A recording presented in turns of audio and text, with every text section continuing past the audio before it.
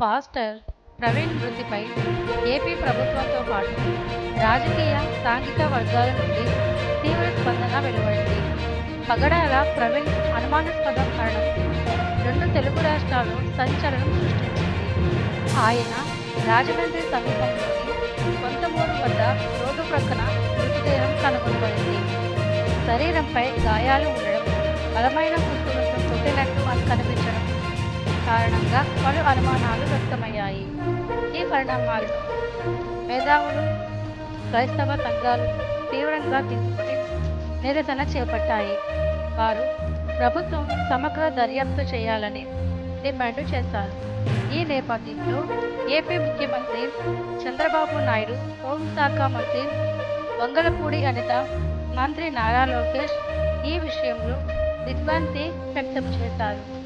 Chandrababu Naidu, Nara Lokesh, DGP Harish కుమార్తో ఫోన్లో మాట్లాడి సమగ్ర దర్యాప్తును ఆదేశించారు. అధికారులు ప్రాథమిక దర్యాప్తులో ఈ ఘటన రోడ్డు ప్రమాదంగా గుర్తించారని వెల్లడించిన వివిధ సంఘాలు మరింత దర్యాప్తును కోరుతున్నారు. ఈ ఘటనపై వంగలపూడి అనిత తూర్పుగోదావరి జిల్లా ఎస్పీడీ నరసింహ కిషోర్తో మాట్లాడి సమగ్ర విచారణకు ఆదేశించారు.